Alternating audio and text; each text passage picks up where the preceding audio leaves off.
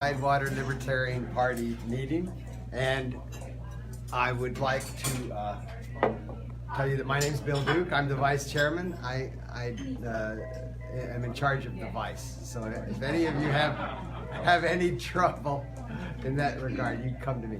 Anyway, can we go around the room and introduce ourselves?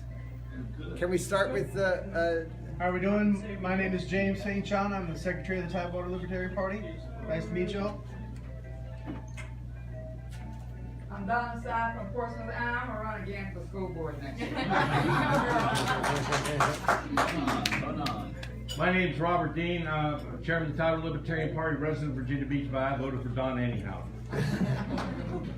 My name's Brad Martin. My parents met in homeroom at Princess Anne High School. We're sorry about that. The other speaker. Sorry about that. Brad Martin, I'm your candidate in the Bayside District.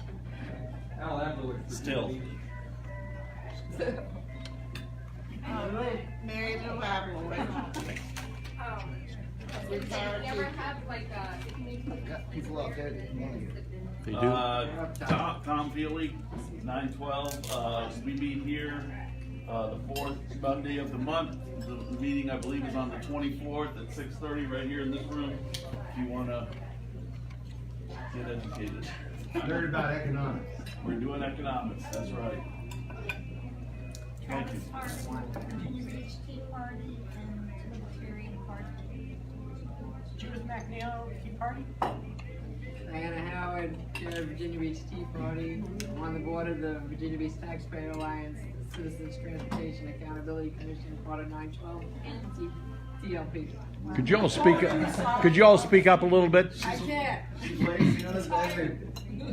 I'm Bud King, most of the same things that she did. Dan Black, American Jobs Alliance, and I'm proud to say that the mission of that is to replace unfair trade with, or free trade with fair trade. And thank God there's Mr. Trump around that is helping to do that after 30 years of being opposed. I want to ask you a question before we continue on. How is it that free trade requires thousands of pages of documentation? I don't understand. Well, Thank you. Tony? Oh, Tony Hedrick. Short and sweet. She is. Alice Ward and Maggie Moore. Jim Rogers. Marcus Calabrese, rejected political candidate. Rejected or rejected? And I was David Nygaard's campaign manager, and I'll be Just introduce yourself to get on the I'm David Nygaard, and I can't stay too long because I've got another meeting after this, but I just want to say I'm happy to be on and I just was like the city council. And I know many of you had your own candidates, and I may not have been it, but I'm here to listen and happy to have dialogue the entire day now. So, I have another commitment, so I can't stay the whole meeting, but I think I've shaken everybody's hand, so I appreciate it. And we have two other folks that just arrived. And Laura, stand up and introduce yourself, please. Laura Hughes, I just ran for school board and I won.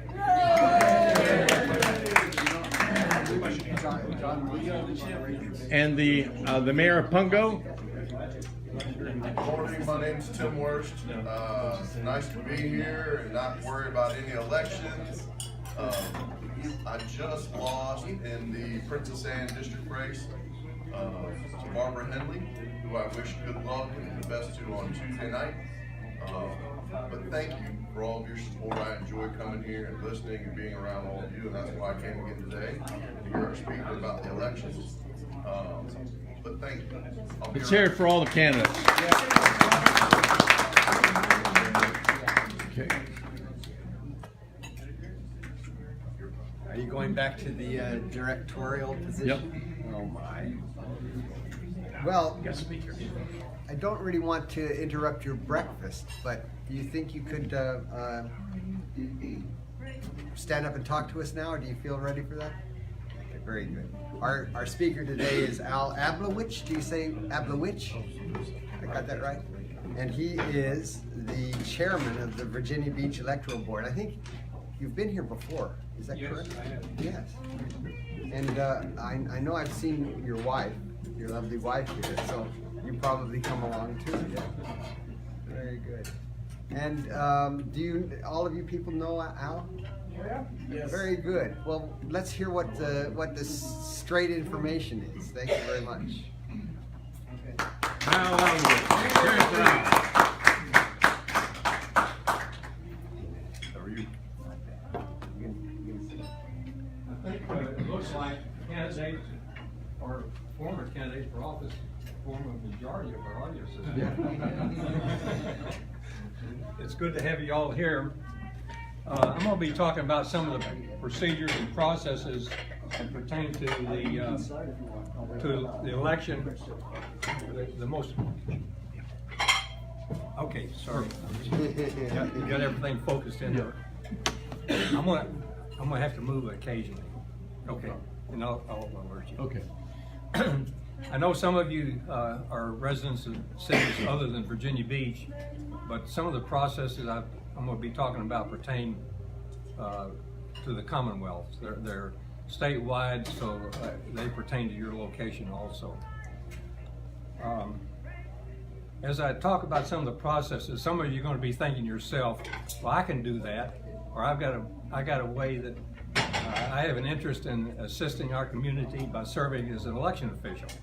Now, some of you have, I know, and we appreciate that. So while I'm talking and you're listening, forming opinions and comments in your own mind, and you would like to have some additional information about being an election official, I have some handouts here. Very good. So I'm going to ask Robert to hand these out. So be glad to have your participation in future elections if you're so inclined. What I'm going to be talking about, this is the Virginia election laws right here. Code of Virginia 24.2. We don't make up all of their procedures and everything. What we follow is in the book, and this is the book right here. It's augmented by the Department of Elections procedures. This is one part of it. This happens to be Chapter 11, the Election Day procedures. This comes from the Department of Elections, and it's approved by the State Board of Elections. And this is Chapter 11. This is Chapter 11 of about an 18-chapter manual. And this is this package of documents here is the training material that's provided to our election officials prior to the election. Chapter 11, that's a lot of documents.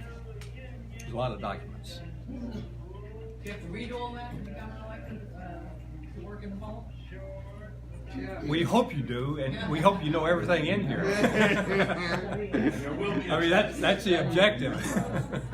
That is the objective. Now, these are the other handouts that are associated, that are provided to election officials.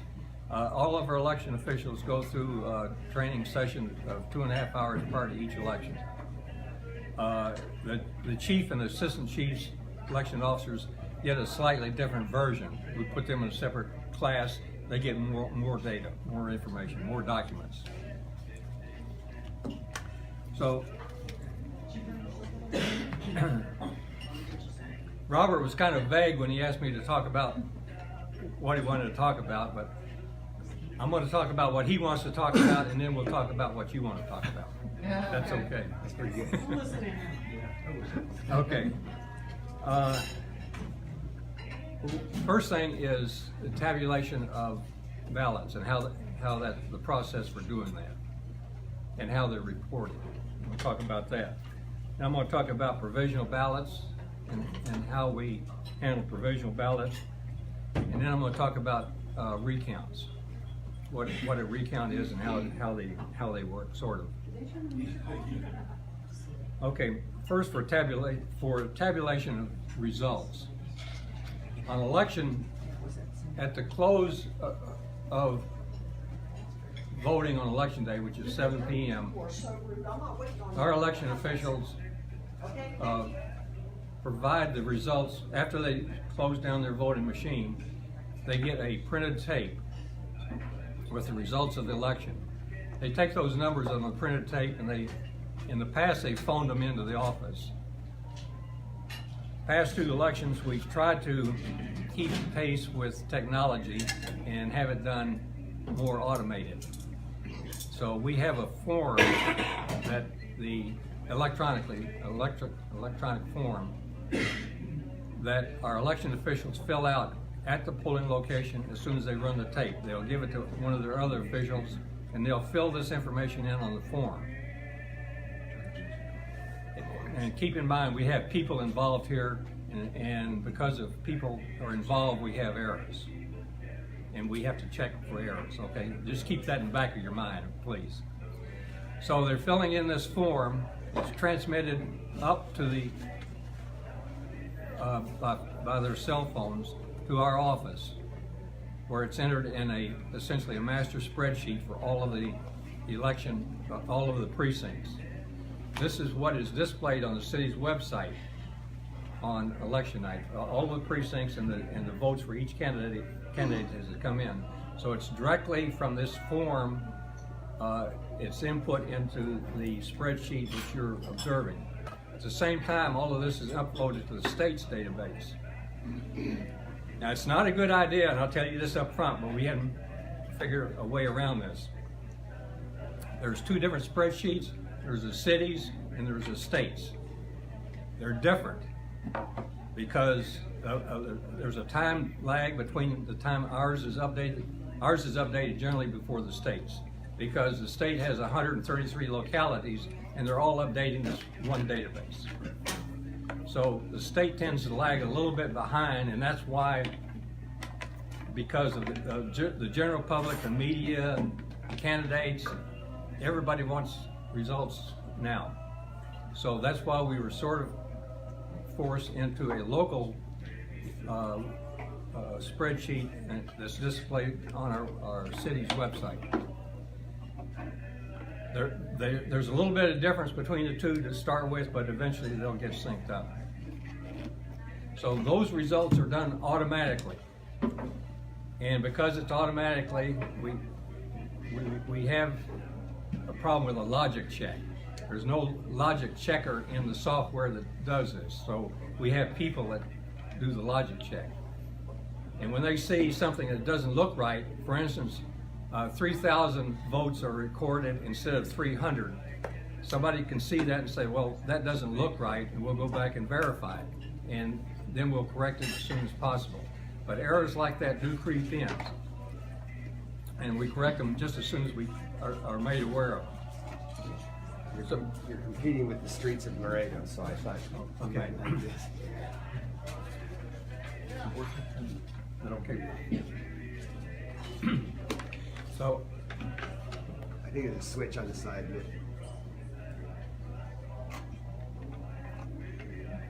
You got the on switch on, Roger? Robert? Yeah, it should be on. Push up on it, Al. It is pushed up. It's not on. Yeah, let me see it. I'll get it working. Get it working. Okay, so that's the election night results, and we emphasize those results are they're not the final ones. They are an interim report. They're informal results, and they have to be verified. After the election is over, after election night, we meet. The electoral board meets at 9 o'clock Wednesday morning, the next day, to canvass the results of the election. Now, this is statewide. Everybody's doing this. Okay, these procedures. Now, for those of you who are not in Virginia Beach, the uploading of the data may not use this form that I just mentioned. They may use the telephone and manually enter the data, but it happens everywhere. Now we're working. Okay. Yeah. Much better. Okay. Now. Should you start over? Now, for the canvass of the election, which starts at 9 o'clock Wednesday morning, we have the electoral board, and we are assisted by another team of experienced, generally former chiefs of the election. So we have three teams present. Each team has 4 members, and we go through all 100 precincts, the paperwork submitted by all 100 precincts. Candidates or their representatives are eligible to observe, and we have at least one. Dan Rogers observed this, right? He was up there. David Nygaard was up there for this one. So candidates and their authorized representatives are eligible to observe. It's an open meeting. The general public is too, but the candidates can, or their representatives can sit behind the tables that we're counting. The general public has to stay at the end of the room, but it is an open meeting. So all 100, the paperwork submitted by all 100 precincts is reviewed for its accuracy, and the statement of results is compared with the tapes that are run and submitted by the from the polling locations. So all those numbers are checked again, and if necessary, any corrections are made. Sometimes we have to call election officials in to correct administrative errors. After the process takes, generally we start doing this about noon and it's over about 5 o'clock. Let me back up to 9 o'clock, what we do at 9 o'clock. This is the initial part of the provisional voting process.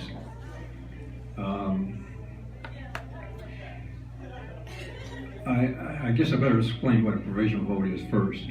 At each polling location, if an individual comes to that polling location and is not eligible to vote, they're not in the poll books, so they can, for whatever, and there are a number of different reasons like why they may not be eligible to vote. They may have an absentee ballot sent to them and the ballot not returned, so we can't have a ballot out there not knowing where it is and let them vote on the machines. So there are several reasons why a person may be eligible to vote a provisional ballot.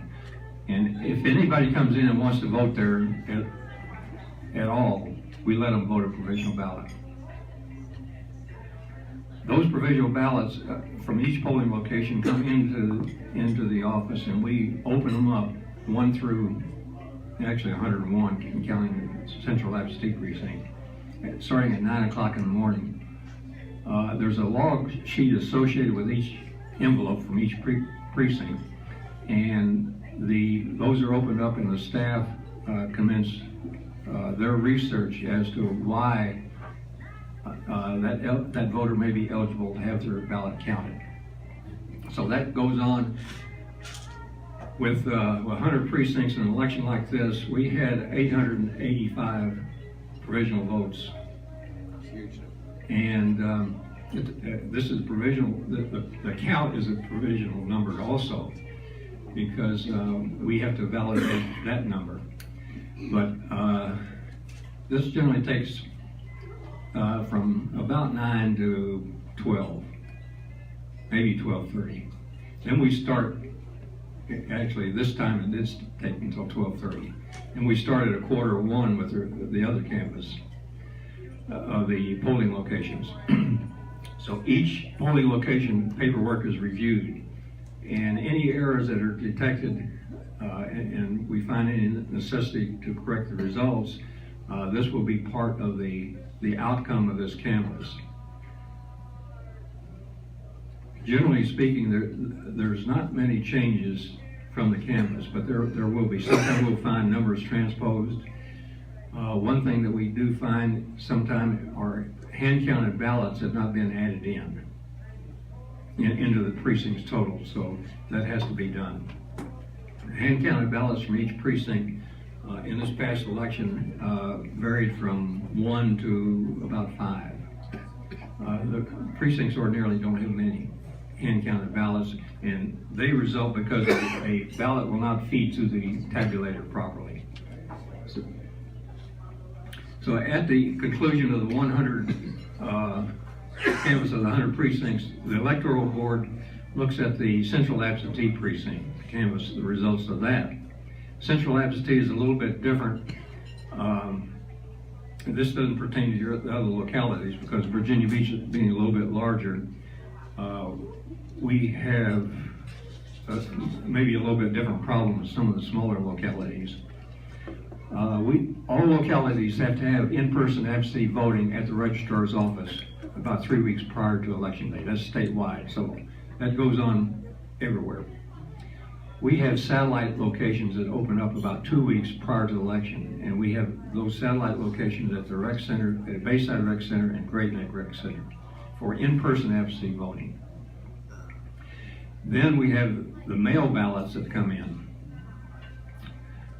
Mail ballots come in, they start going out about 45 days prior to the election, and they're coming in all the way up to election night. We had about 7,000 in-person absentee voting ballots and about 8,000 mail ballots. Some of those mail ballots are email ballots. If you're a military overseas, you're eligible to receive a ballot by email. So when you get it overseas, you print it on your local computer, you fill it out just like a regular paper ballot and put it in the mail back to us. And when we get it, we have to hand count it because they can't be scanned. They're not on the same type of paper with the same register mark. So all of those email ballots have to be hand counted. And as I recall, we had something like 200 or so of those. So that, after the central absentee precinct is canvassed, those results are verified. The next thing to do is preparation of the abstract. Those numbers, the numbers that we validate from the precincts from each polling location, the correct numbers are validated and entered into the state's database, which is called VARIS. This database will generate this is statewide, this happens statewide.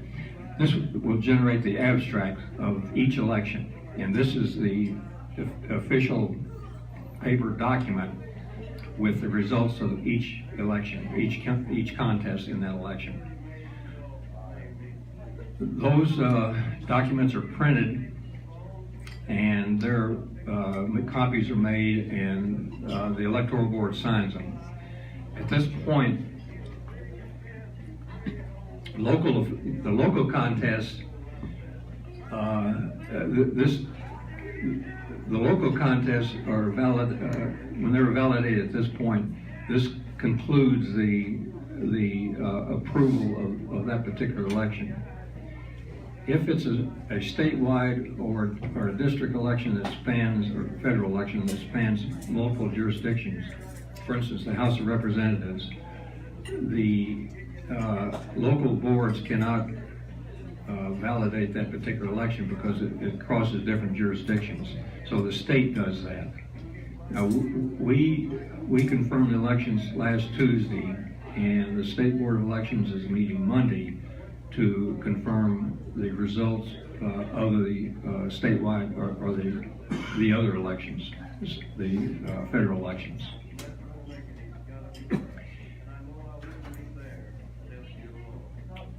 Okay, now I talked a little bit about provisional ballots. I didn't finish though.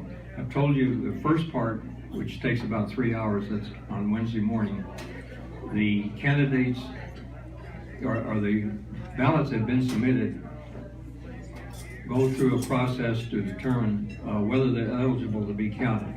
Now, those ballots have not been opened at this point. We're just looking at the log sheet and the outside envelope, the carrier envelope for the ballot itself. So we go back through all 100 of those, actually 101 precincts, and with the assistance of the registrar staff who's done this research, the Electoral Board, the 3-member board, makes a determination in accordance with the law of whether that envelope should be opened and the ballot counted. So we do that, and in this past election of the approximately 885 ballots, There were 58 ID only ballots submitted, provisional submitted, where the voters just had to return their ID, a copy of their ID. There were about 21 of those accepted. The people came back with their ID. There were a total of 237 provisional ballots counted out of the approximately 885. So it's about 26% of those submitted were counted. There's there's varying reasons why they're not counted. One is that in Virginia, you have to submit your ballot in the precinct in which you're registered. That's the law. So if you come into a precinct other than the one that you're registered and vote an absentee ballot in accordance with the law, that ballot cannot be counted. That's the law. There's no waiver. The Electoral Board has no authority to waiver something like that. So that is probably the most common reason. The other one is that the potential voter is not registered at all. Candidates will do this. They will generate a lot of interest in their campaign. You get a lot of people highly motivated. They want to come out and vote. They may not have voted anywhere. They may not have been registered, but they want to vote for their candidate. So they will come out and they get to vote a provisional ballot. But if they're not registered, that vote cannot be counted. So those are probably the two major reasons why a provisional ballot may not be counted. If you submit, if you have an absentee ballot that was mailed to you and has not been returned and voted provisional ballot, it's likely that ballot will be counted because you've only voted once. But we have to wait until the close of the election day to make sure your mail-in ballot has not been returned. Okay, so that's the provisional voting. Now for a recount, if you happen to have a close election, and we did in Virginia Beach, we had 3 contests that were close, and a couple of you are here that know that.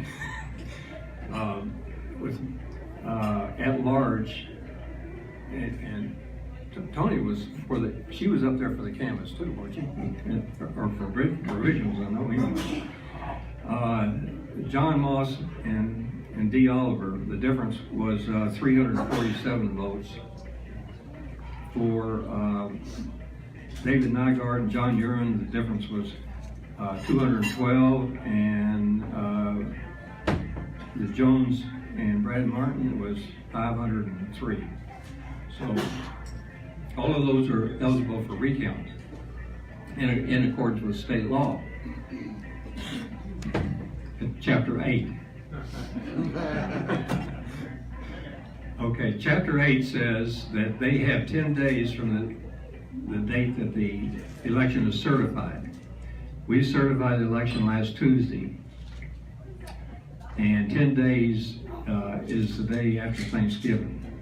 However, the petition which is submitted to the clerk of the circuit court, that office will be closed then. So they have until 4 p.m. on Monday to submit their request for a recount. And this is for the local elections which the local electoral board certified. So the chief judge of the circuit court in Virginia Beach will receive this petition for a recount. At that point, he will go to the chief judge of the Supreme Court of Virginia and tell him that we have a recount request. We may have 2, we may have 3. Now, I think we're plowing new ground here when we have more than 1. I'm not exactly sure how they're going to do it, but I'll talk about that in a minute. So the chief judge of the Supreme Court will designate 2 other judges probably fairly close to Virginia Beach, to sit on the recount court along with the chief judge in Virginia Beach. So there will be a 3-judge panel who will be in charge of a recount. Now, at this point, fortunately, the electoral board is out of it. We provide support, as does the local registrar. So this comes under the jurisdiction, it's a judicial matter at this point. Okay. This is not all that clear either. So what happens is that the attorneys representing the involved parties will get together and file their preliminary motions. And part of this has to do with the procedures for the recount. Now, I can tell you what my preferences are, how they do it, but I'm not exactly sure that the judge will see it that way. So, or the attorneys representing the candidates. So, I don't know what type of procedures are going to be used. Now, I can tell you, if it's just one recount, there's plenty of precedence for it in terms of procedures. All of the ballots and all of the election material that is under the jurisdiction of the clerk of the circuit court will be made available for the recount. So all of those ballots, and we haven't done this in Virginia Beach, but before we had recounts with the TSX DREs, the tabulator, the touchscreen devices. So generally what happens is all of those ballots will have to be run through the tabulator. There are 170,000 ballots. One DS200 standing by itself can handle about roughly 350, 360 an hour just by feeding them in. If you don't have any jams, or if you don't have any rejected ballots. So over a 4-day period, if it were 4 days instead of 1, it would take about 15 machines just for the 100 precincts. And then you have the central absentee precinct. And as I said, the central absentee precinct has about 7,000, a little over 7,000 in-person absentee votes, and almost 8,000 paper ballots. Some of them are hand counted. So with close to about 14,000 ballots, we will like to have a high-speed tabulator used for that. It just kind of speed things up. But all of the procedures is really up to the agreement of the parties involved. And as far as the venue, it's an open meeting, so all of you are welcome to attend. I don't know where it'll be. The clerk of the court generally makes the arrangements for the venue. And it's going to take a fairly large room. Last time we had a large one, we used the recreation facilities in the city jail. So the advantage is it's a secure location, and it worked out pretty well. But you're there for all day. So the recount, I can't tell you a whole lot about the recount because it's pretty much, the procedures are pretty much up to the parties involved. But we expect it to take place maybe between December the 10th and December the 17th, somewhere in that area. Can I ask you a question at this point? So at this point, we'll talk about what you want to talk about. Yeah, that really is interesting. So if you have 3 recounts going on, are the ballots each processed separately and then they're done in series? Well, I can tell you what my preference it would be. You know, when we have a Democrat and Republican primary on the same day, we have two elections, Democrat and Republican primary. We did that in June. Well, when people feed the ballot in, the tabulator breaks them out separately. Well, that can be done if you have 3 recounts, you could feed the ballots in only once and those 3 contests tabulated.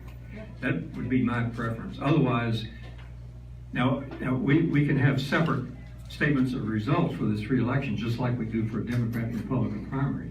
So we can have the paperwork can be separated. But my preference would be just to feed all those ballots in at one time rather than 3 separate times. And would the, say for example, in overcounts, would the attorneys or the candidates themselves be able to look at the ballot and say why they think it's not an overcount, for example? The tabulators have to be programmed so that the tabulator will alert you or reject if it's an overcount, an undercount, or a write-in for that particular race. So if one of those 3 conditions exist, the tabulator would not accept it and it would have to be looked at by hand. So that situation is gonna make it difficult because presuming that the Bayside candidate asks for a recount, but you are feeding them all 3 in at one time in a single, if there's an overcount or an undercount in the at-large race, it would spit that whole ballot out, or it would tabulate the Beach and the Bayside. Right. It would, the whole ballot would be So- spit out? Well, what you're saying is true. I mean, if it was programmed like that, and this would result in more hand-counted ballots. And so hand-counted ballots, hand-counted ballots are done by a team. You can't have one person hand-counting a ballot, obviously. So generally, we have 3 or 4 people sitting around a table like this, hand-counting ballots. One team can process approximately 100 ballots in an hour. So, Oh. Have we Yes, ever Diane. had a recount before in city council? What were the results? I don't recall a recount for city council. We've had recounts for, the last large one was for Attorney General Mark Herring and Mark Openshane. Some of you may remember Ron Villanueva in the 21st District had a recount. Bob McDonald for Attorney General had a recount a number of years ago, you know. Did it change the vote at all? It did not change the results of the election, but yeah. For instance, Ron Villanueva, instead of winning by 14, won by 16. He picked up 2 votes. So you're saying there's a chance? My question is, of course, once somebody is registered, but when you go to register, I believe, you needed to somehow check a box that says you were a citizen. What do you do if somebody checks the box and they're not? Or how do you prevent the non-citizen from getting registered? 2 different situations there. First situation is you check the box, no, you're not a citizen. You get a letter of denial, so you can't be registered. If you check the box yes and you lie, that you say you are a citizen and you're really not, okay, this is another situation, separate situation. The registrar's office has no capability to check that. It goes into the state's database and the state verifies that. Oh, yeah? Oh, so it isn't just, you check the box and you never get caught. You check the box and you may get caught, you may not. May or may not get caught. What are the odds of being caught when you Oh, check the box? I have no statistics on that, sorry. But they're pretty slim. On getting caught? Yeah. I don't know. The penalty is pretty severe if you do. You go to jail. No, Bill, another question. Did I hear you correctly? You said that if any overcount occurs in, say, for example, at-large, the at-large position, then the whole ballot, including like for Congress and Senate, the Senate is spoiled? No. Oh, good. For recount purposes, of course, we can't change the ballot themselves. I mean, the ballots are original, but the programming has to be changed. So that the machine is looking at only the race that's being contested. or races. So it will only look at, for instance, the at-large race, if that happened to be contested. And it will only look at the ballot for that race, and it will only give you results for that race. So if you have all three races, it will look at only those three races on the ballot. The other problem with the ballot is likely to have more hand counted. Initially at the polling location, people are marking up a brand new ballot right out of the package, and they're marking it up and sticking it through there, and it's not wrinkled or anything. And it runs, almost all of them run right straight through. But after they've been in this bin underneath the tabulator all day, and then at the end of the day they get put in a cardboard box and sealed, and they get carried down by truck to the clerk's office. Well, some of them get wrinkled and bent, and they may not feed through properly the second time. So we anticipate more hand-counted ballots that will be rejected by the machine, just because they're used ballots. They're all wrinkled up. So let me understand. Candidate A is, let's say, within 200 votes of candidate B. So that individual goes down to the clerk of courts, Tina Senate, and requests a recount. She then takes that information and goes to the circuit court judge or the chief of circuit court judge. How is that judge selected that makes that decision? Well, I don't think it's submitted directly to the clerk. It's submitted to the chief judge. The attorneys will do that. Oh, so we'll take an involvement by an attorney. I suppose you could do it by yourself. Okay. I don't think.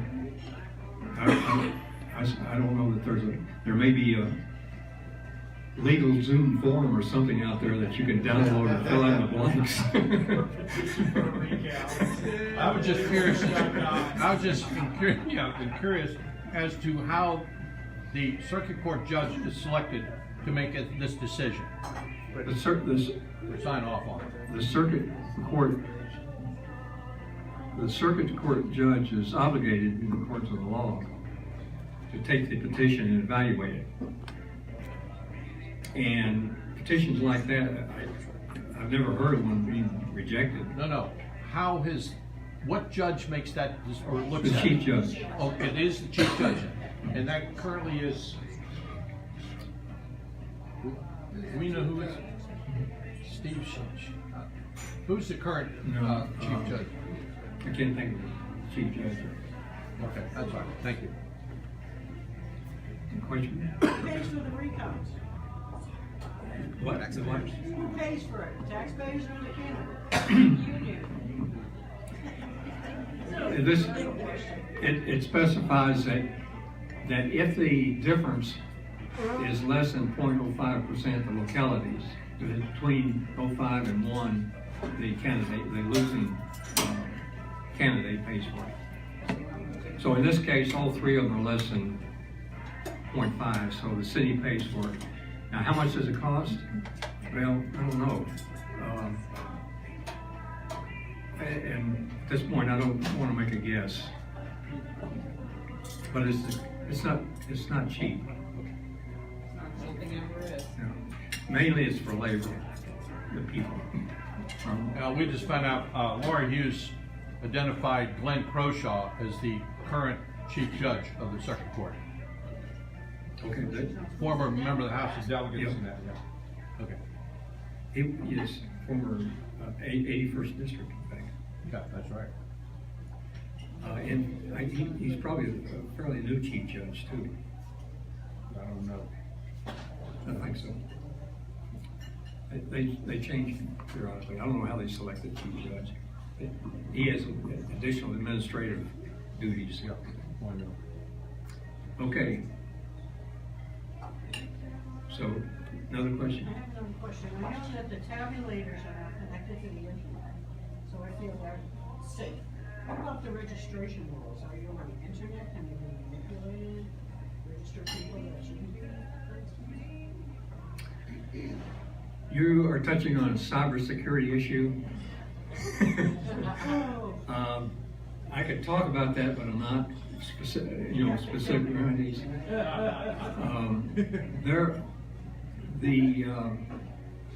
The various attacks on election systems mainly have been to discredit the system, the processes, or to discredit the candidates. The outside attacks on the system have not been made essentially to change the outcome of an election directly through manipulation of the results or the ballots. So most of those attacks have been through social media. A lot of them have been, and most of them are mainly directed at discrediting the processes themselves. The processes in the United States are very decentralized, and you can see what's going on in Florida or Georgia have no relations to what goes on in Virginia, which is a good thing because we have different processes and different laws. They have their own version of election laws. So it's all decentralized to the extent that it's probably would not be cost effective for anyone trying to manipulate the results of a single election. But it is cost effective to try to get people's minds changed. It's easier to change somebody's mind than it is to change a ballot. So, am I finished, Bill? Well, as there being no further questions, I think it's left only to thank you very much for a very, very interesting. There is one more question. Mr. Vice, it's not a question. I just wanted to say what I saw at the vote count. Tony was there. She knows. I'm worried about my country. You know, I know that's why a lot of you guys are here. But I went to the vote count. I would see what they would do every day, and some of it would make your head spin. There's a lot going on, and Al always has that book with him, and he's the chairman down there. And I just wanted to say, I saw the team come together and do the vote count, and every night I would go home at the end of the watching them, and they've been doing this for weeks before, and they trained over the summer and all that kind of stuff. And I'd go home at the end of the day and think, first of all, I feel good about being an American. I mean, he's invited us to volunteer there, so I think that would be great. My sister used to do it. It's a great thing. But first, I'd go home and think, man, I just feel good about my country today. And the second thing I would think is, thank God Al is in charge of this because I trust him, you know? And this guy has been doing this he's going on 10 years for us in this position. So I just wanted to let you guys know what I saw and thank him because it's kind of amazing, you know? Yeah.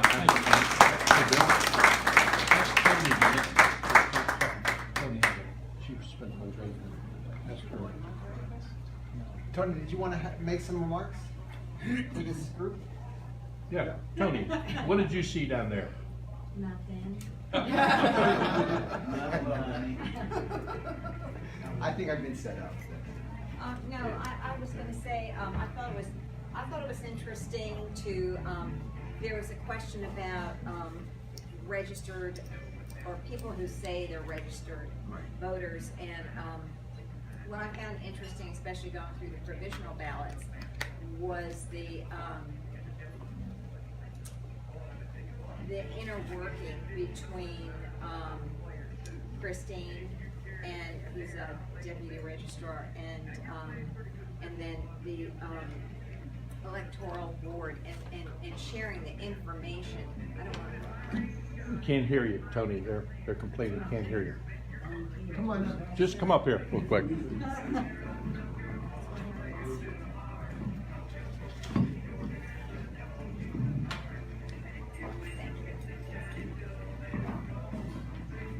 What I was saying was, what I found interesting was, and this is pertaining to whether a voter states that they're registered or not, and if they're really not. But there was a lot of intercommunication between the deputy registrar who researched the provisionals and then the electoral board sitting and going through each of these envelopes and opening up the provisional ballots and sharing the information. And I was a little apprehensive at first about the process and the research aspect of it, but it was also not just a matter of, well, okay, there's this envelope and it's a yes or a no, meaning it's a valid provisional or not, but there was a reason for it. And I thought that that was very important to witness also. And they didn't miss a beat. I mean, we were there from, like Al said, like 1:15 until about 8:30 that night, by the time we went through them all and then tabulated everything, and then got results that I could report back to John on. But it's an interesting process. I think what I found the most interesting, and I had shared this earlier with some people here, were the number of votes from people who weren't registered here in Virginia Beach. They were registered wherever. A large number? I thought it was considerable. And I thought it was interesting as to why somebody would think that they could just show up at a voting poll and vote when they're not registered, because I can't imagine that they don't know that they're not registered. A lot of these people will register someplace else, and I thought that was a little interesting. But anyway, it's something if you could ever partake in, it's very educational to watch this whole process. Thanks. Make every vote count. Right here. Yes, ma'am. I don't see why Virginia doesn't require a civics class That would be in good. in high school, and you could not graduate until you took it. That sounds like a legislative proposal right there. Absolutely. Because that's the only way that we're going to get it, so. No, we are. School board. Now, with the provisional ballots, I have worked as an election official, and as he mentioned, we have Bayside and Great Neck Rec Centers open, and I worked as an election official at Ocean Park, which is at Bayside Rec Center, and I had someone who lived on the other side of town come in and want to vote, and she wasn't slated to vote at that polling place, so she screamed at me and said, "But I voted here absentee last time, so I know I'm supposed to vote here." And she's pounding on the desk and screaming, and I just called the chief over, above my pay grade.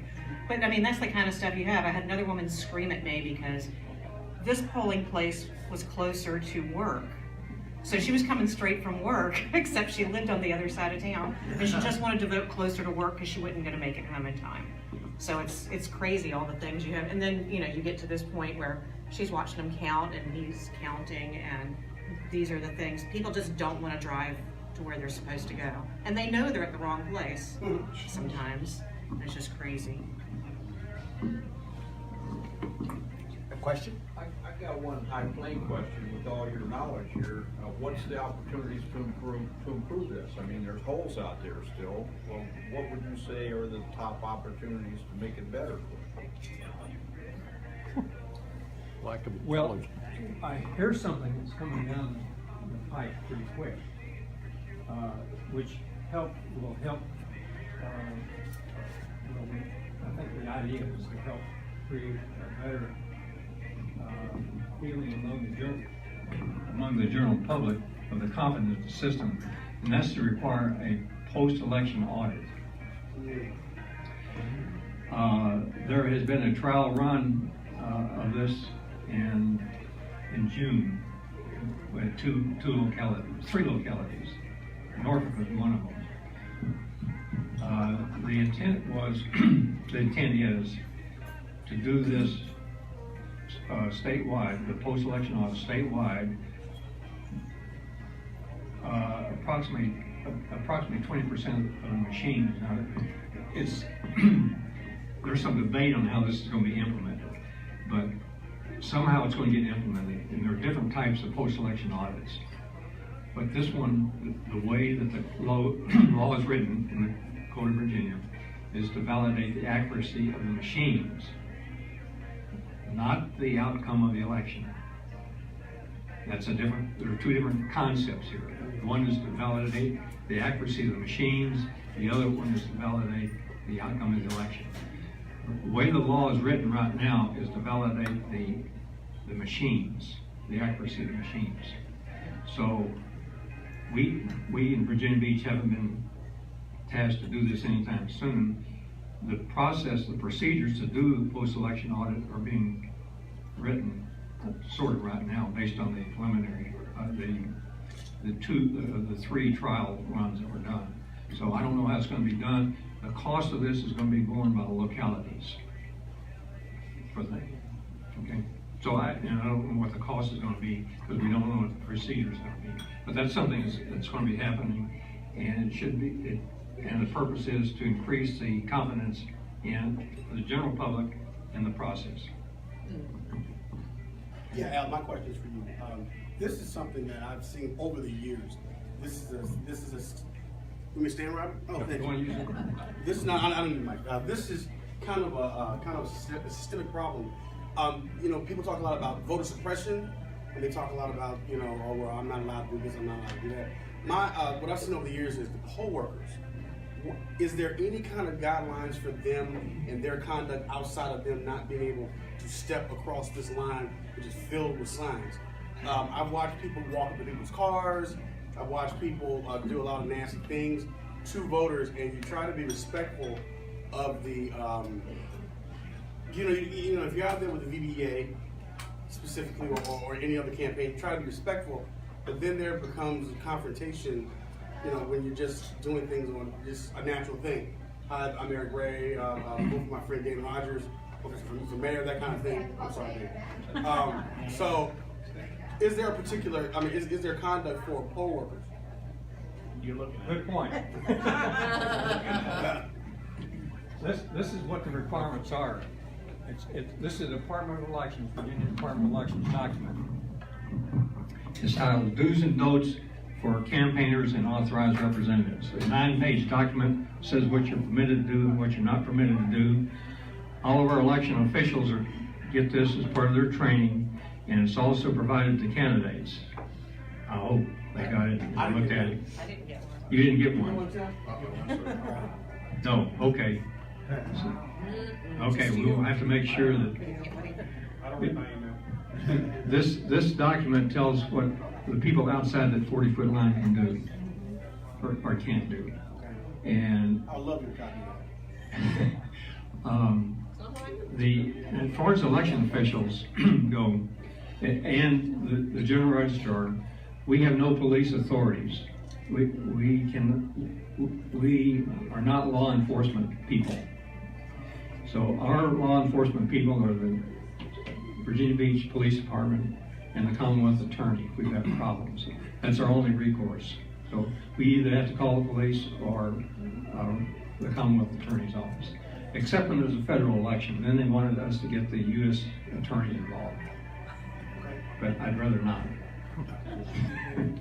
Okay, does that answer your question here? I hope it does. So the conduct, now if they're interfering with voters outside the 40-foot line, you know, we will take action. But we have to know that. That's the other thing. If you see anything wrong on election day, don't tell us 2 weeks afterwards. We can't do anything about it after it's happened. If you see something going wrong on election day, let us, or before, let us know. So we can at least have a shot at fixing it. Yeah. Probably a whole lot of stuff in there, but I've done it. I just want to respect the line, and it seems like everybody does. You just offer information, you don't get in the face or whatever. I think that's basically what it is. Most candidates, representatives have no problem following the rules and being courteous. You don't want to turn off a potential voter by being aggressive or threatening.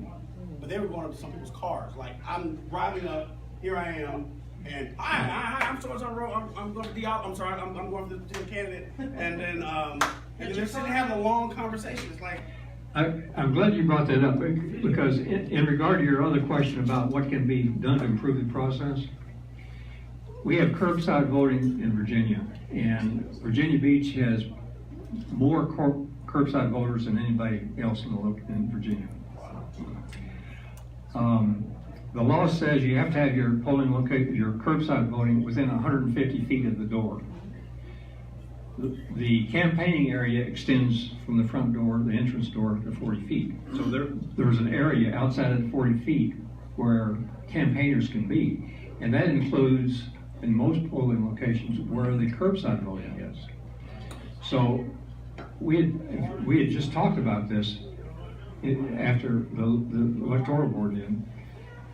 It would be helpful to have some sort of boundary around this curbside area to keep campaigners out of it, and particularly their signs, because the signs were blocking the visibility of the curbside voting, the handicap area. So this was a problem in several polling locations, that we got complaints from curbside voters is they couldn't find the handicap signs because they were blocked by campaign signs. So this is something that we're going to have to take a look at.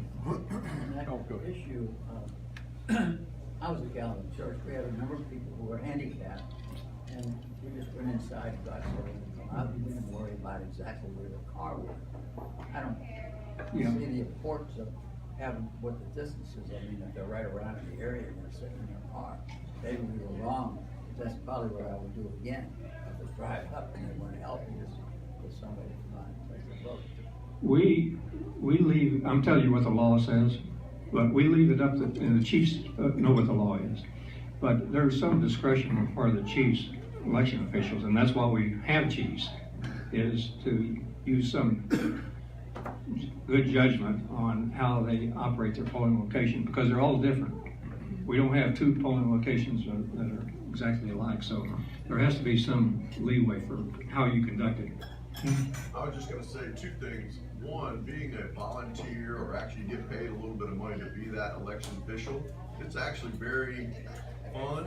It's a long, long day, but it's very educational in giving that time back. The second thing is, when you do have the handicapped voters, what if, and this was at Red Mill Elementary, that person drives up, it's one person in the car, a handicapped person. How do you know as an election official inside that there's somebody there? We rely on some polling locations have a student page for November elections, and they can help with that. But we ask that if they don't, that an election official check periodically. The other thing that's helpful is that campaign representatives will be there, and they will send somebody in to say there's a curbside voter there. Where an issue happened at Redville, where a Barbara Henley supporter, who I encouraged to do what he was doing, the person would show up, he would go to the car and say, oh, you're here to, vote as a handicapped person, would go inside and tell the people that they were there, ended up calling the police because he did it more than once. But if he hadn't have told those people that they were there, they would have waited. It was a little odd. That's the way it worked at our location too. There was a guy standing next to me handing out ballots for, not ballots, things.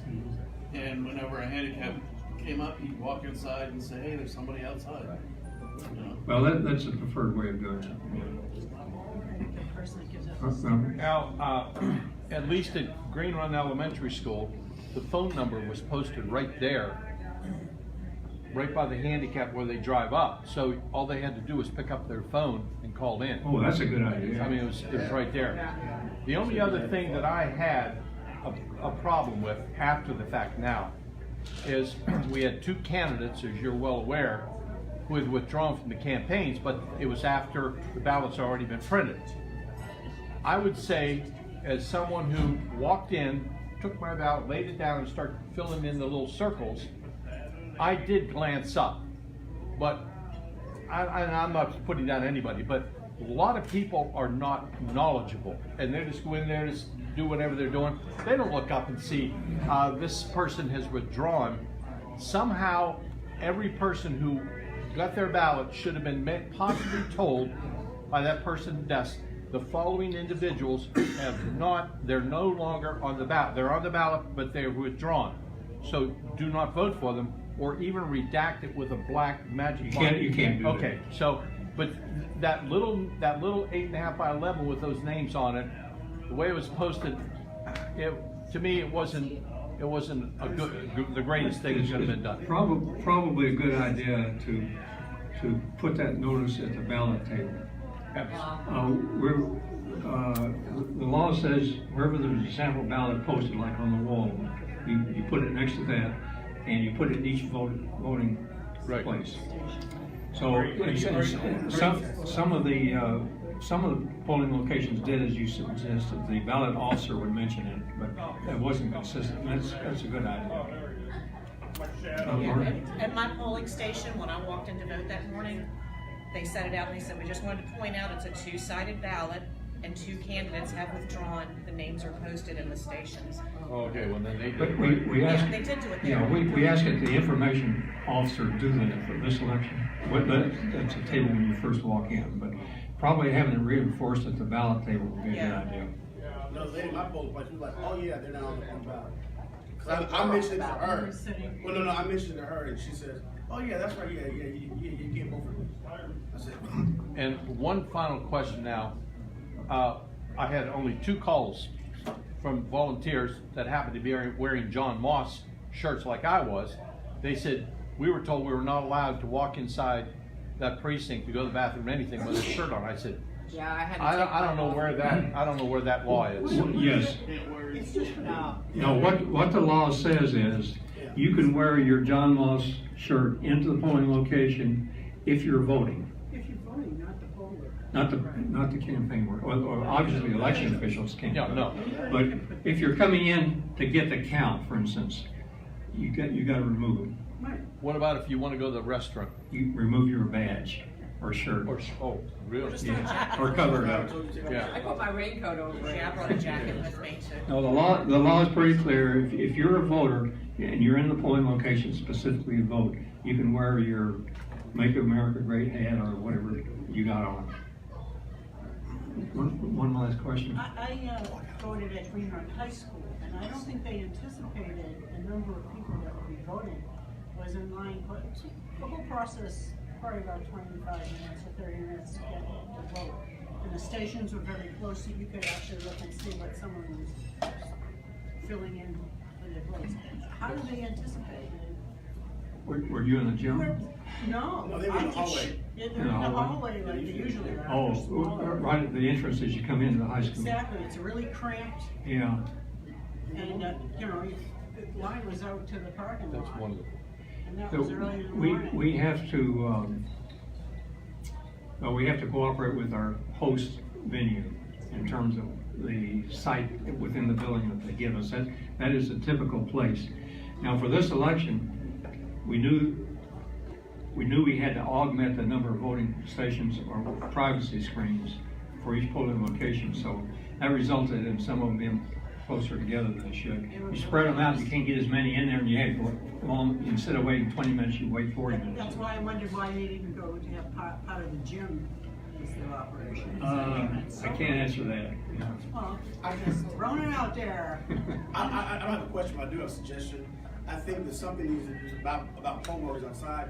There needs to be some kind, I don't know if the General Assembly will make this determination or the Electoral Board, but something needs to be done as far as the interaction from the time the person reaches wherever they're going to go till the time that they go up to the 40 feet. Because the VBA is very good about hovering over people, and it should be some kind of a limit where, because all we're there for to do, vote for my friend so and so and so, give you the information and you walk on. They're having whole long conversations with people hovering over them, and it is a form. It's not voter intimidation; it's voter harassment. And so something needs to be done about that. It needs to be some kind of a limit put in place or something where they can and can't do that. Well, I don't have a solution to that because that sounds like it'd be pretty hard to make a determination. But if voters are, But if you're like this to them and they're trying to vote, and I'm sitting here talking to Bud like this the whole time, and I'm almost 5 minutes, that's a form of harassment. that is very, very poor use of your 5 minutes. You could be contacting another couple of dozen voters in that time period. I think I responded to that. I was outside near the line. So I would say, the sample ball, would you like it? They don't know. And if someone wanted to discuss it with me, then I would discuss it. But I wouldn't force myself on it. I think that's the way you should do it. You sound like an experienced full campaign worker. That's the way it ought to be done. All right, I want to give it back to you, Bill. Thank you once again. My experience at the polls was that the voters were angry and seemed almost hysterical on occasion. So I don't know if any of you poll workers had This year, a seems bad more batch. people you say, I made up my mind, which is great. A lot of people remember they were volunteering.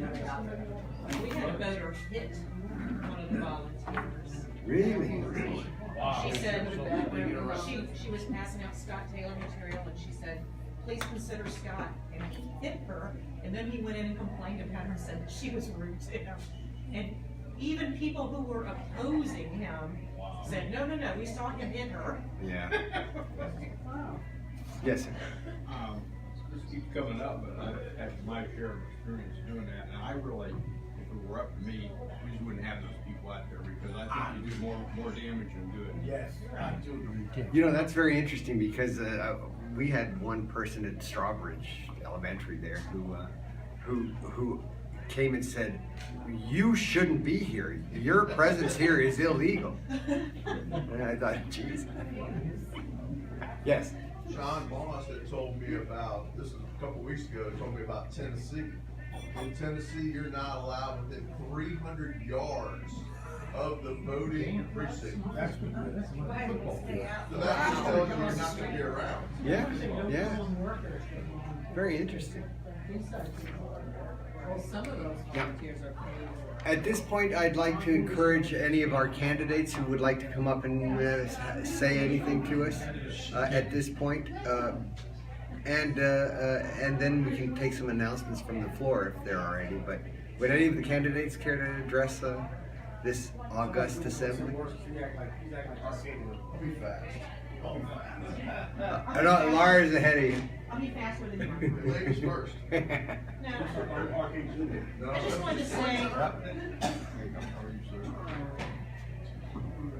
I just wanted to say, as I look out here, so many people here took signs, placed other signs, passed out my lit, made donations, showed up to meet and greets, and I really, really appreciate it. No one is more surprised than me that I won. I really never expected to win, and it absolutely would not have happened without all the help and moral support as well as the other support, and I really, really appreciate it.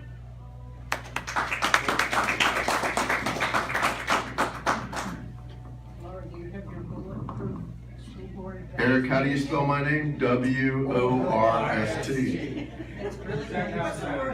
So if I could say exactly what Laura just said, thank you.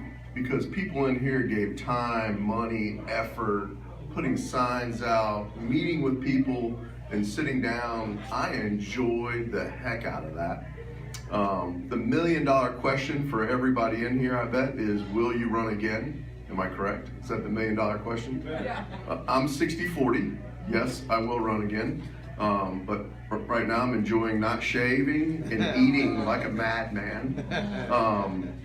But thank you. And on election night, I did talk way too long, and that's what Mr. Ray is referring to. Amen. Tell the story you told us about your brother in his last game. That was funny to That was a good one. People would like to hear it. So probably I told this story almost at every location we went to, and Brad can verify that and all the other candidates. When I would say my name, people would say worst, like that's a horrible name. I guess it is, I love my name. But my oldest brother, when I was about 12 years old, and I have a little brother who was 10 then, he changed his last name to Best, B-E-S-T. His name is Tom Best. You can find him at Beach Ford. He's been there for 41 years. And I never tell this part of it because I was a candidate, so I'll be a little bit more risque. My little brother was 10, that's true, hello out there. My little brother was 10, I was about 12 when he did this. Now if I had been 22 and my brother had been 20, we would have beat the tar out of him and he would have never have changed his name. That's how it worked in the Worst family. You don't hit above the neck when you hit somebody. And we didn't have earrings, we would settle that in the house. So if he would try to have changed his name when we were bigger than him, that would never happen. But yes, he changed his name to Worst, but to Best. I'm sorry, he changed his name to Best. And if you're at Beach Ford when you drive and you get your car serviced, there's a sign that says the best way, and they named that little entrance after my brother on his 40th anniversary of working at Beach Ford. I love him. As weird as he is, I love him. Have I talked enough yet, Eric? A little longer?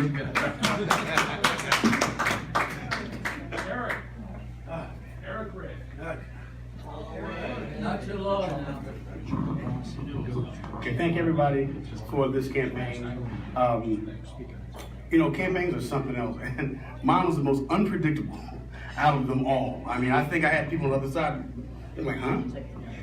It was a very interesting result, and some of the great things that we've gained out of it was Tim. We got Tim Worst now, and that's awesome. I'm hoping that Tim Worst runs again at some point.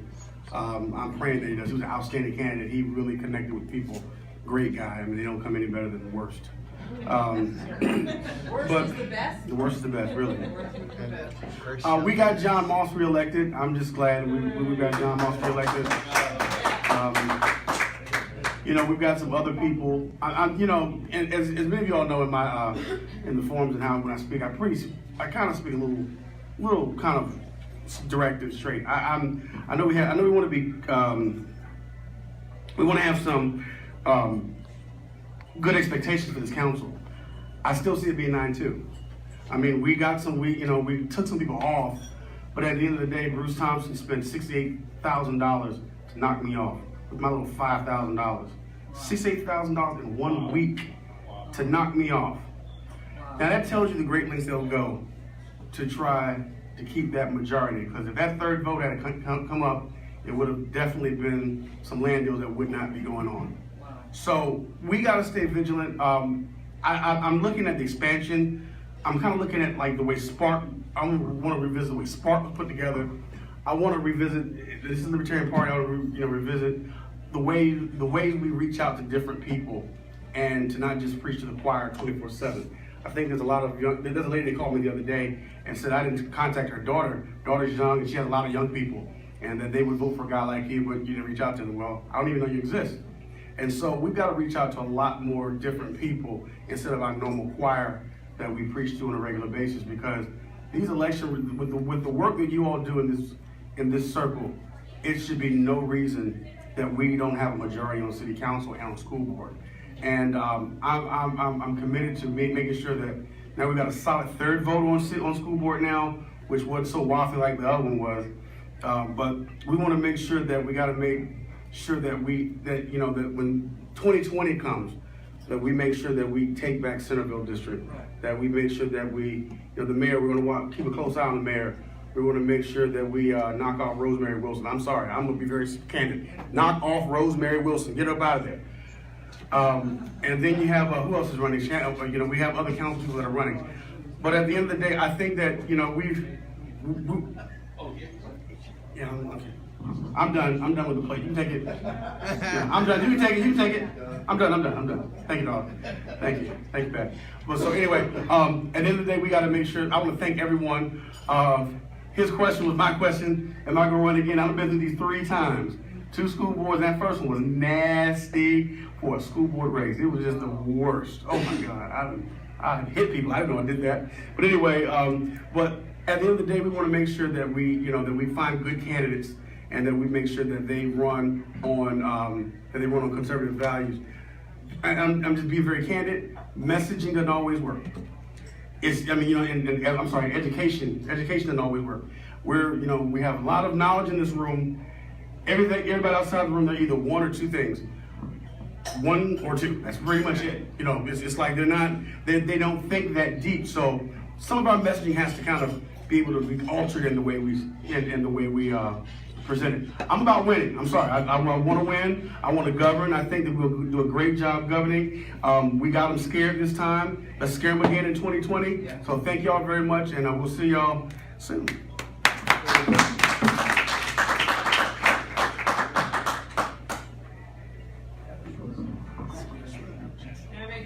Please. Okay. Virginia Beach Tea Party, which usually meets the first Wednesday of the month at the Central Library, will not be at the Central Library at our next meeting because it's a Christmas party. We will be at Honeybee Golf Course, right? And then from how to get there? It's on South Independence, Princess Anne, South Independence, second. Okay. We're having a potluck, and if you don't want to bring anything, that's fine. We take money. Donation. We're providing the ham and the turkey and of course renting the place. The other thing is from January to June, the Central Library is doing some sort of constructions on their rooms. So we haven't been able to book the library for January to June. So we're going to be at Marion Manor, but it won't be the first Wednesday of the month. It'll be the first Thursday of the month because they don't have the first Wednesday of the month. So, just to let you all know that. Thank you. Now, Tony, did you want to speak on behalf of John Moss? Sure. Okay. Just to let everybody, John apologized. He had to drive to North Carolina and pick up his mother this morning. So Tony is going to be talking on his behalf. Well, first of all, I want to thank everybody who helped on the Moss team. Did an outstanding job, especially all of the legwork everybody did getting out literature. But I spoke to this at the Tea Party meeting a couple of weeks ago, and this was about negative campaigning. And what I said was, don't let anybody ever tell you negative campaigning doesn't work. I mean, they really, really blasted John. And what I found interesting is, as soon as the ads started, which we knew they were going to, John had been given a heads up by one of the major developers in the city, which we found very interesting. But as soon as they started, John wrote a letter, which I, the next day, delivered to all of the medias in the area. It wasn't just Virginia Beach, it was Norfolk, Portsmouth, wherever. And I spoke with all of the managers at these medias.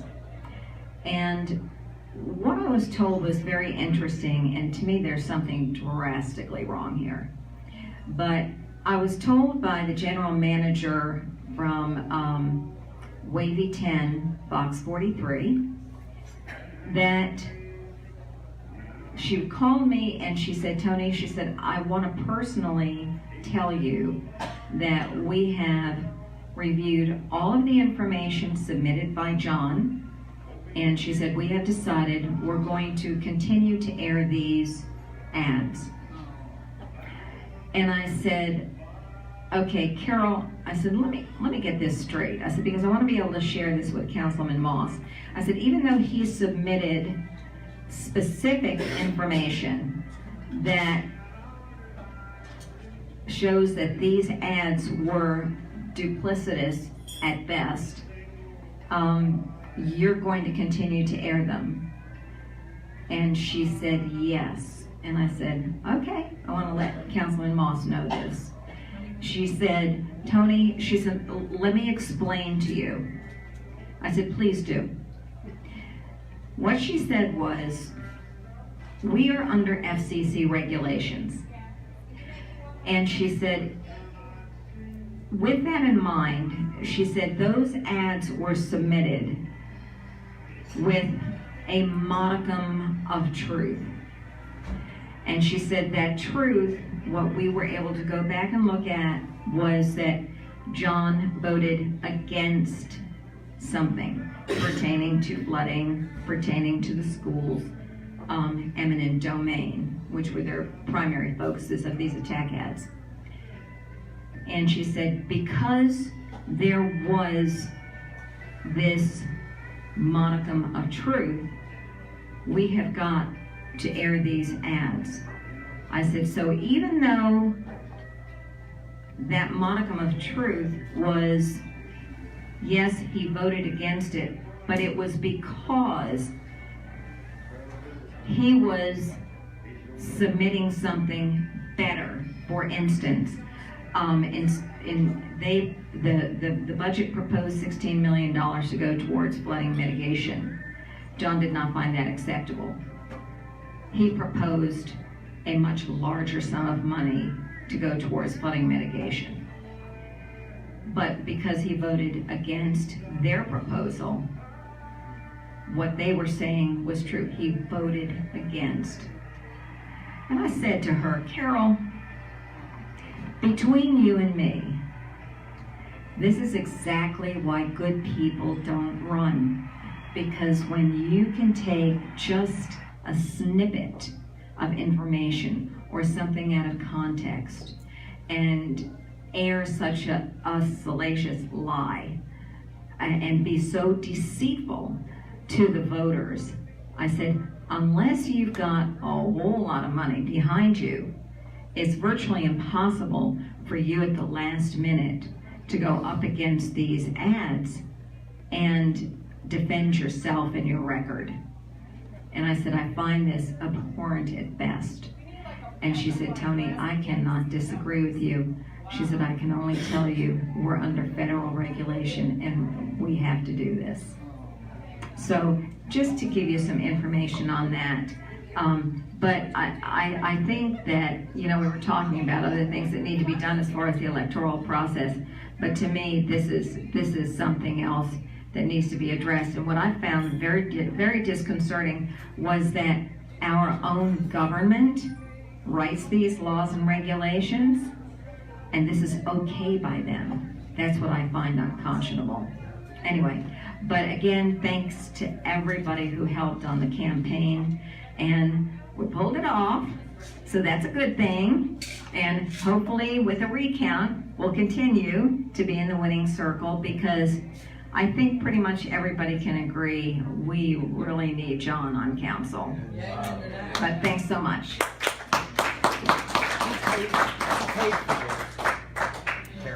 Oh, Bill was asking me who paid for those ads. They were run by HR Biz PAC, and then the other, right, and the other one was VBEA PACE PAC. And John is going to get that information as to who actually funded those. That's one of the first things he's planning on doing, so, but that's who it was. Thank you very much. Donna Sy.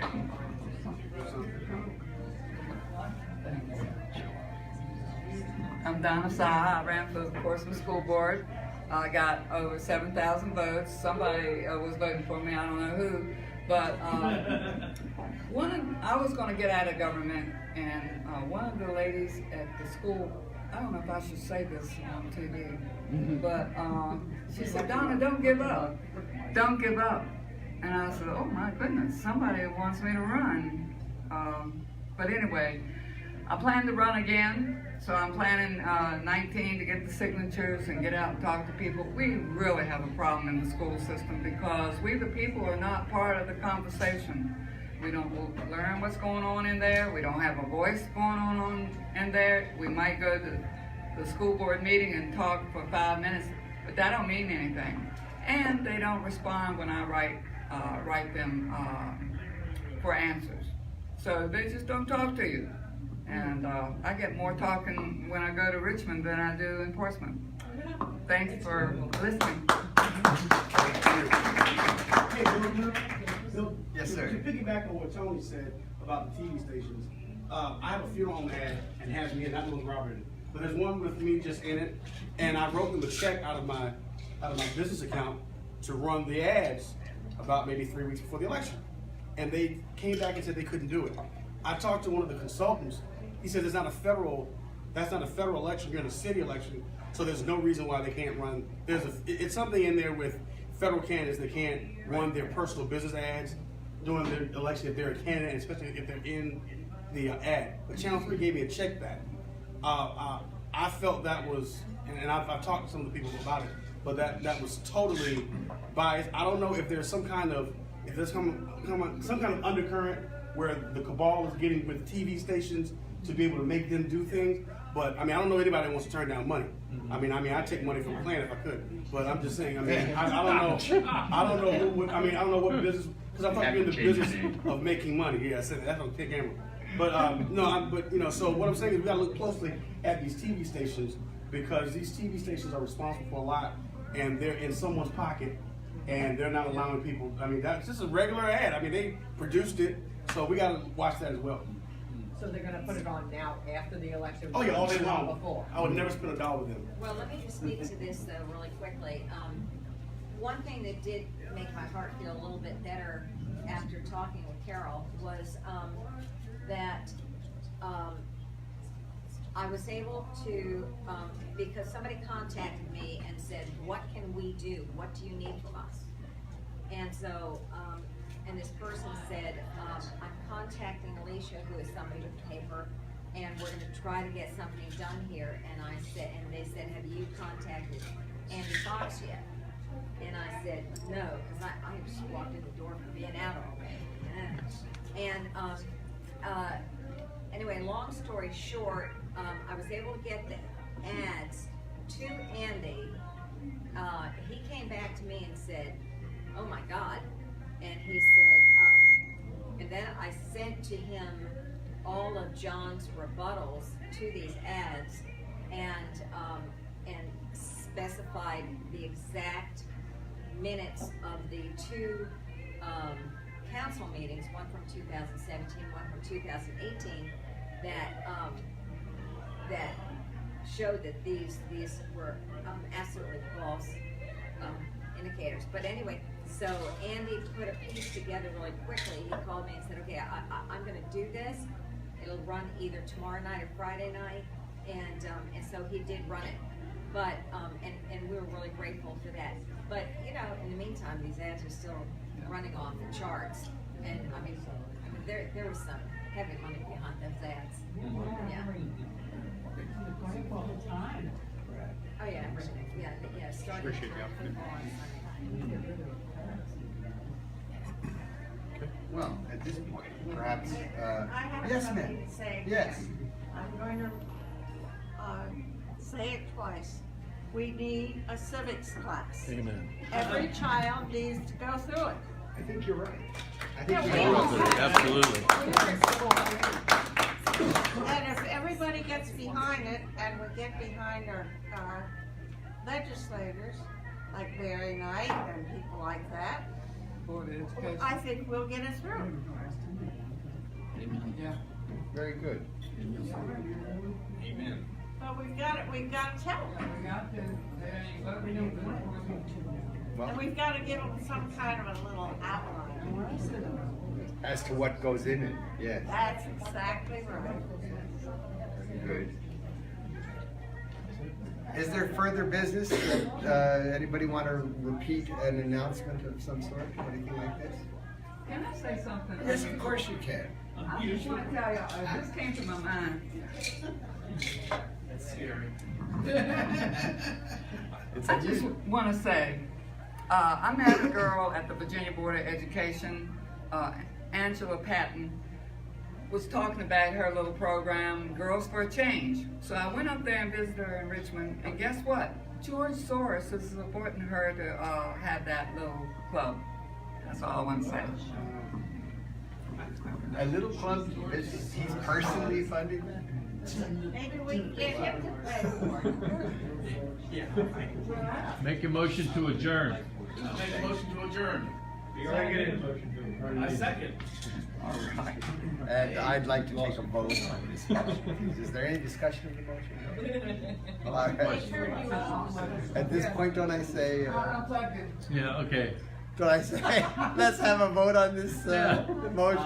Aye. Aye. All right. Goodbye, everyone. Thanks, Al. Thank you for coming. Stop paying the bill.